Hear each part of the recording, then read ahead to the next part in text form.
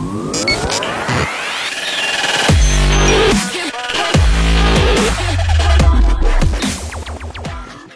teman-teman, balik lagi dengan kita di channel Bercerita Unpi. Sekarang orang bercerita tentang KIP, Kartu Indonesia Pintar. Nah, pertama orang perbincangan saat ini sudah datang di studio narasumber si Angel Pondete. Nah, langsung saya terang sapa. Selamat siang Ci. Selamat siang. Apa kabar? Luar biasa baik. Luar biasa baik. Oke, Ci, sebelum lanjut, biar teman-teman Bercerita Unpi kenal siapa Enci, boleh Enci perkenalkan diri buat teman-teman Bercerita Unpi. Oke. Halo teman-teman semua, perkenalkan nama saya Marlin Angelina Pondete dan saat ini saya selaku admin beasiswa Universitas Pembangunan Indonesia Manado. Luar biasa. Jadi Enci sebagai admin beasiswa yang akan mau share-share tentang info-info supaya teman-teman yang mau mendaftar tertarik untuk mendaftar itu. Oke, untuk pertanyaan pertama, Ci, sesuai dengan apa yang Tesu bilang tadi, sebenarnya itu Kartu Indonesia Pintar itu apa, Ci? Oke, Kartu Indonesia Pintar ini merupakan sebuah identitas seorang peserta didik menerima atau masuk dalam program Indonesia Pintar atau dikenal PIP. Nah, PIP ini merupakan program pemerintah yang menyempurnakan program sebelumnya yang kita kenal dengan program bantuan siswa miskin atau BSM. Nah, program ini merupakan kerjasama antara Kementerian Pendidikan dan Kebudayaan, Kementerian Sosial, dan juga Kementerian Agama. Nah, menghasilkanlah program Indonesia Pintar ini dengan tandanya adalah Kartu Indonesia Pintar. Tujuan dari Kartu Indonesia Pintar dalam program Indonesia Pintar ini yaitu untuk memudahkan atau membantu peserta didik yang berasal dari keluarga yang kurang mampu atau memiliki ekonomi rendah untuk mendapatkan pendidikan yang sama dengan peserta didik lainnya, seperti itu, sehingga memutus yang namanya angka putus sekolah di Indonesia. Seperti itu. Jadi tadi untuk pelajar yang kurang mampu. Iya. Nah, untuk KIP sendiri, Ci, itu apakah didapatkan waktu sekolah pertama, menengah pertama, sekolah menengah atas, atau nanti pada saat sudah mau masuk universitas? Oke, jadi KIP itu sudah ada sejak sekolah menengah atas dan sederajat.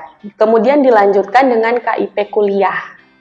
Nah, jadi KIP kuliah itu lanjutan dari peserta didik SMA sederajat yang menerima KIP. Itu dilanjutkan di jenjang universitas dengan sebutan KIP kuliah. Oke, jadi itu yang melanjutkan. Iya. Nah, untuk yang biasanya ada yang di sekolah mungkin belum sempat urus, jadi belum sempat backing atau belum sempat dapat KIP. Nah, ini dorang mau masuk universitas, apakah bisa untuk mau mendaftar atau mendapatkan KIP tersebut? Oke, untuk saat ini syarat untuk dapat mendaftar di portal KIP itu bisa, jika tidak memiliki Kartu Indonesia Pintar, bisa menggunakan kartu PKH, kemudian ada kartu KKS, Kartu Keluarga Sejahtera, ataupun peserta didik itu terdaftar dalam DTKS, Data Terpadu Kesejahteraan Sosial, di mana 3 data ini akan menandakan bahwa benar-benar peserta didik itu adalah atau berasal dari keluarga yang tidak mampu, seperti itu. Nah, kalaupun misalnya 4 syarat ini tidak terpenuhi dengan kondisi yang benar-benar layak untuk mendapatkan KIP ini, maka peserta didik dapat mengurus surat keterangan tidak mampu yang dikeluarkan dari pemerintah setempat. Lewat surat keterangan tidak mampu.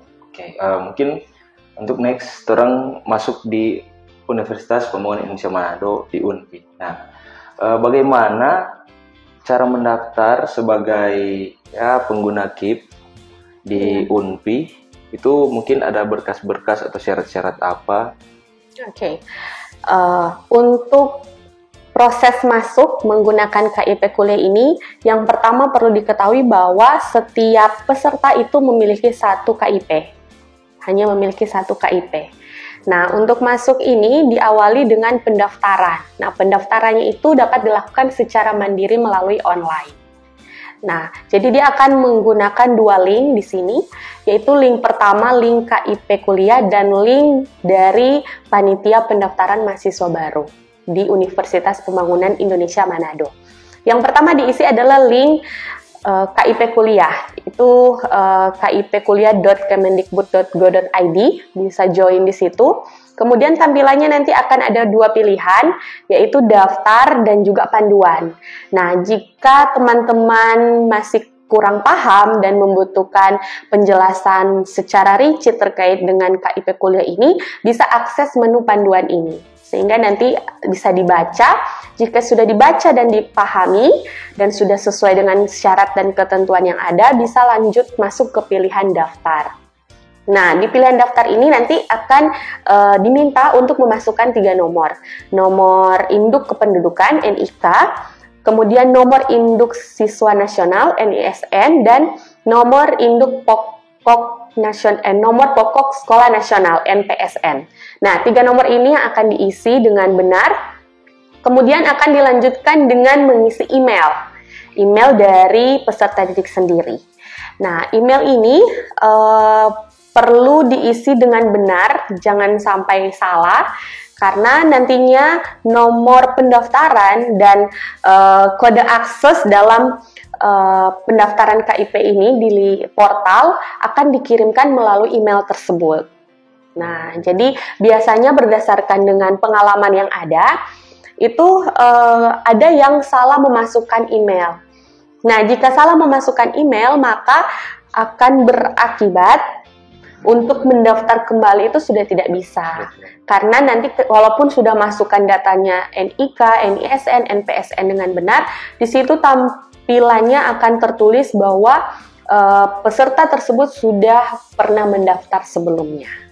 Nah, sedangkan emailnya tidak aktif atau emailnya salah, sehingga sudah tidak bisa menemukan nomor pendaftaran ataupun kode akses untuk masuk di portal KIP kuliah ini. Seperti itu. Jika sudah selesai, sudah mendapatkan nomor pendaftaran dan kode akses, bisa langsung masuk ke login KIP kuliah.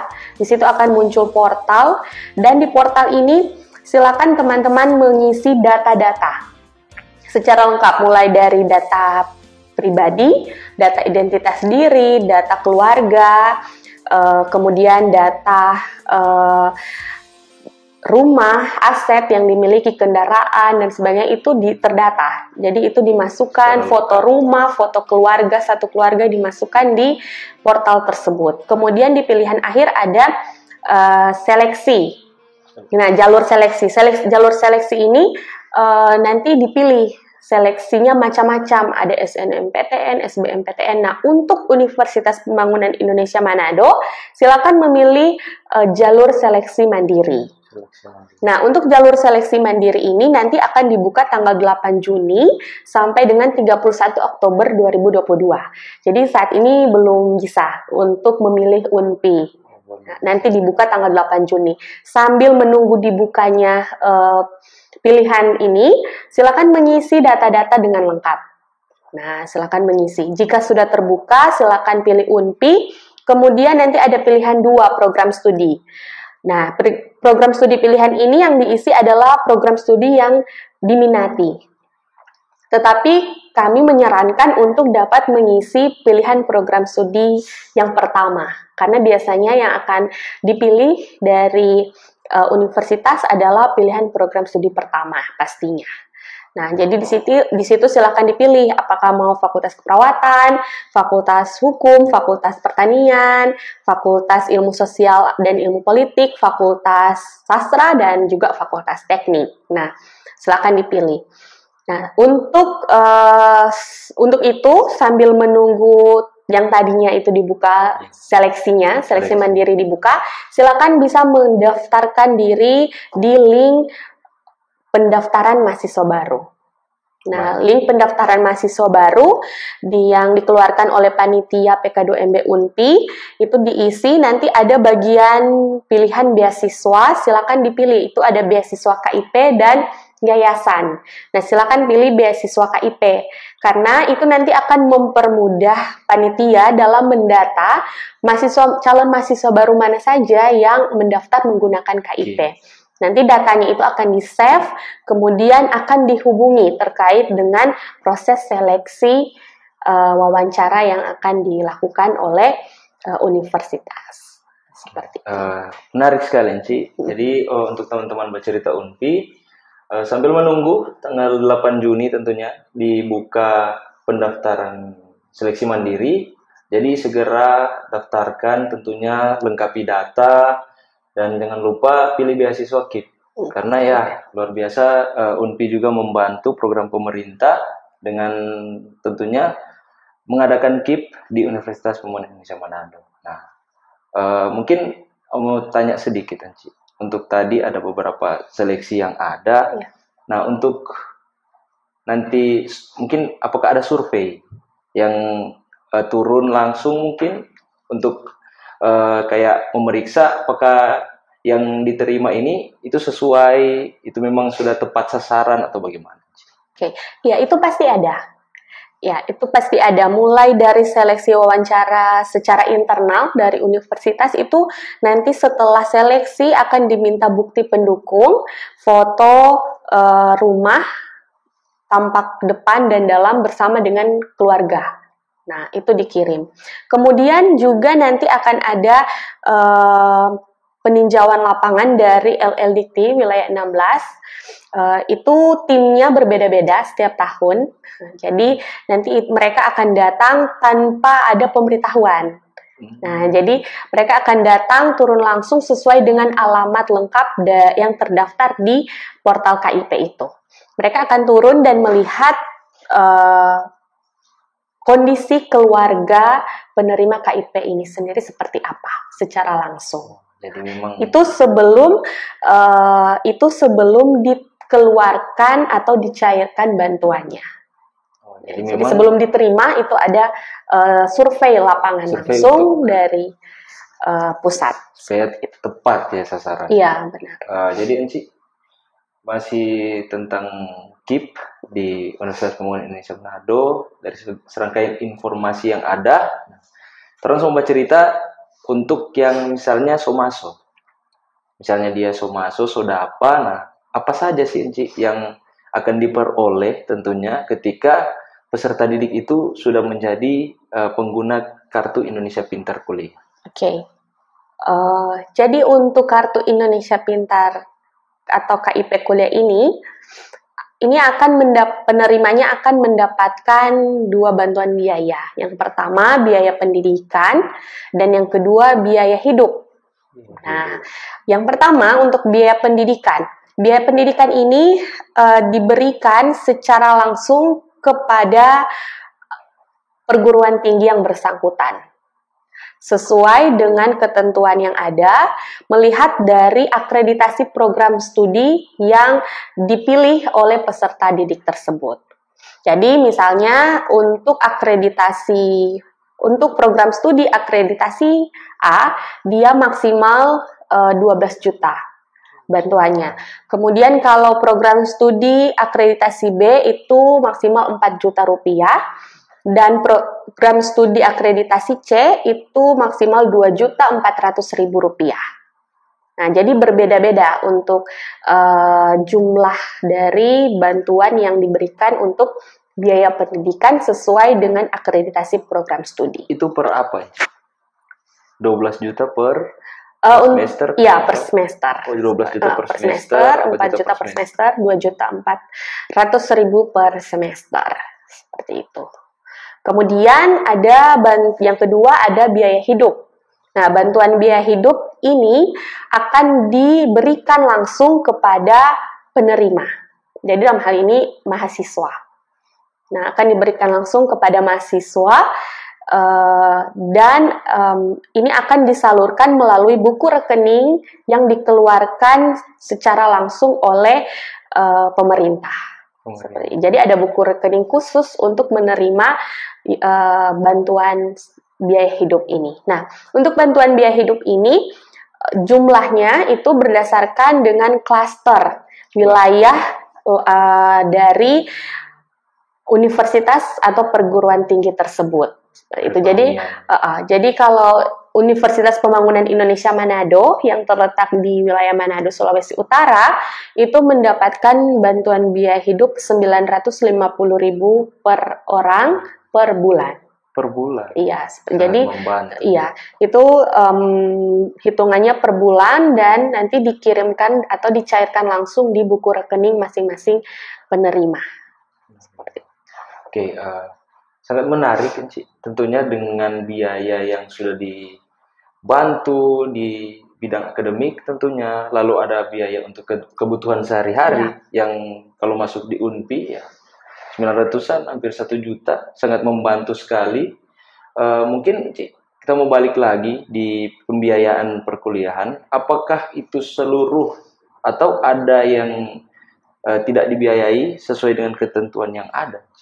Oke, jadi sesuai dengan ketentuan yang ada, untuk biaya pendidikan itu ada komponen yang dibiayai dan komponen yang tidak dibiayai. Nah, komponen yang dibiayai ini terdiri dari registrasi kembali, biaya UKT atau kita kenal SPP, biaya SKS kuliah, kemudian juga biaya ujian semester jika ada.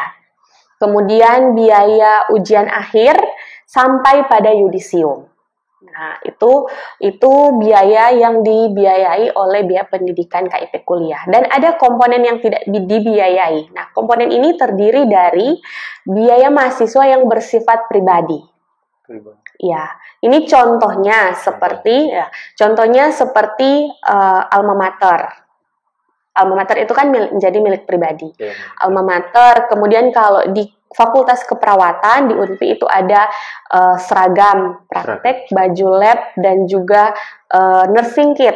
Nah, itu akan menjadi milik pribadi mahasiswa. Itu masuk ke dalam komponen yang tidak dibiayai. Kemudian biaya penunjang perkuliahan seperti kegiatan KKN, kuliah kerja nyata, magang, PKL, atau di Fakultas Keperawatan ada praktek klinik terpadu, PKKT, itu juga tidak dibiayai. Asrama mahasiswa, tapi di UNPI kan tidak ada asrama.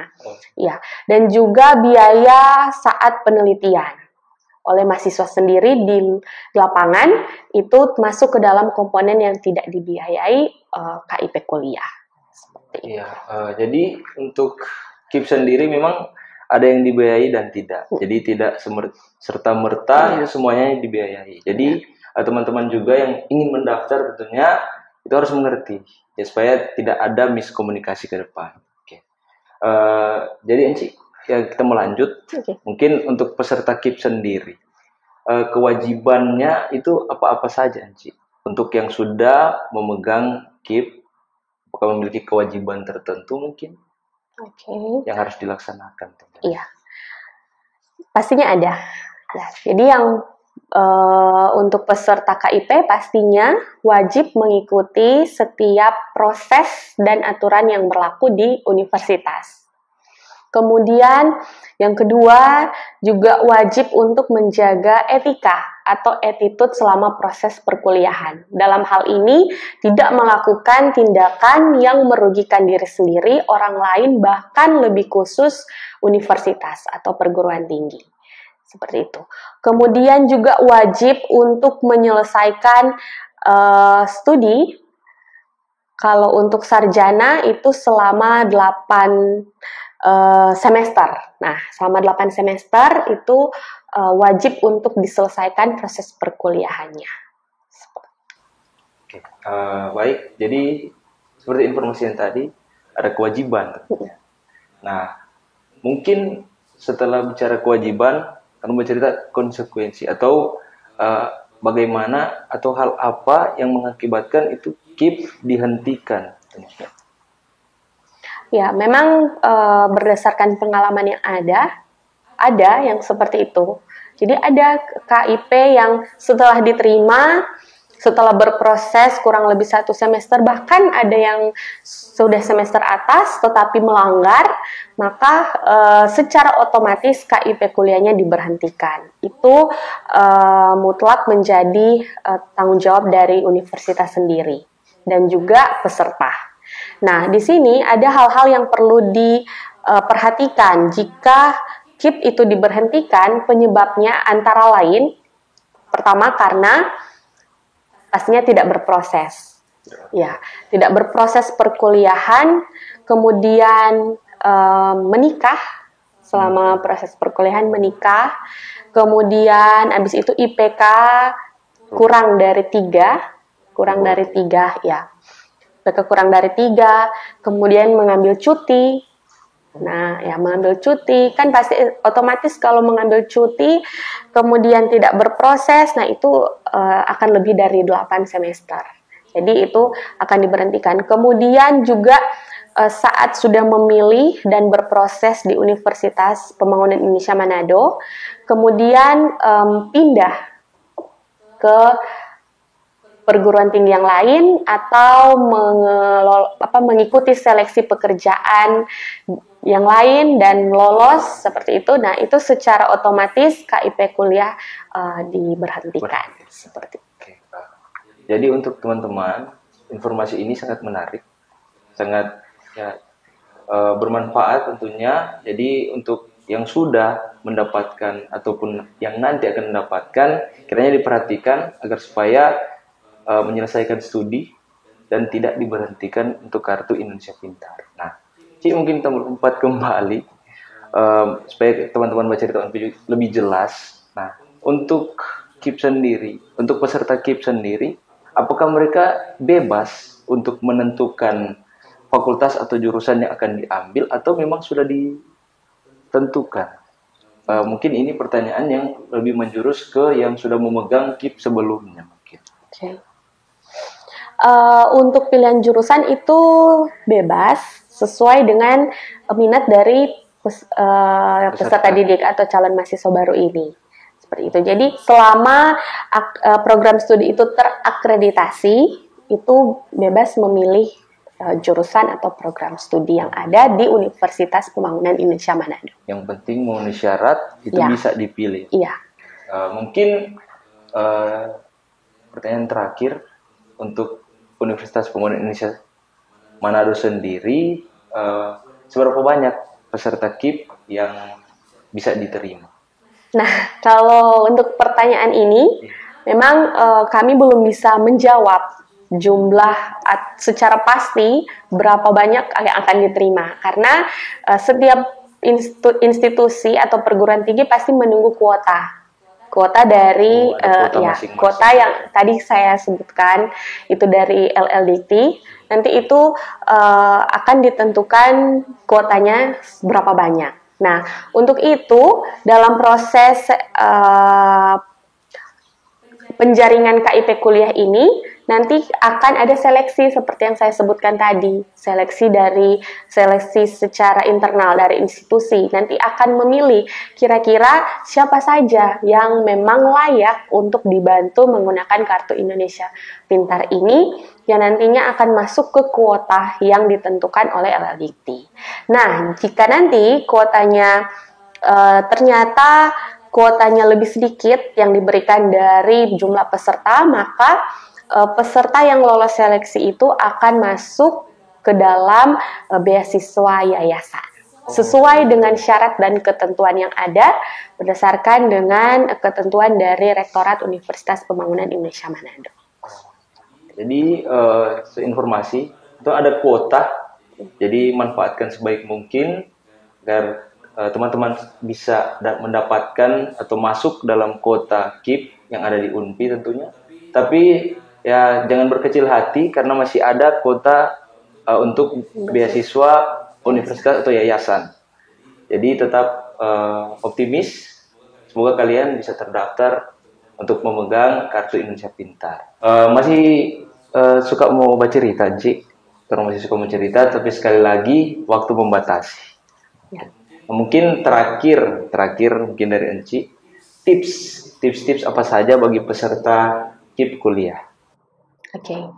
Ya, jadi untuk calon peserta KIP kuliah, calon mahasiswa baru yang akan mendaftar di Universitas Pembangunan Indonesia Manado, ataupun teman-teman yang akan berminat mengurus KIP kuliah ini, yang pastinya yang pertama silakan menilai diri sendiri terlebih dahulu. Apakah saya layak dan saya pantas untuk mendapatkan KIP kuliah ini? Karena banyak orang di luar sana yang membutuhkan. Jadi lihat dulu apakah memang benar-benar saya butuh bantuan ini.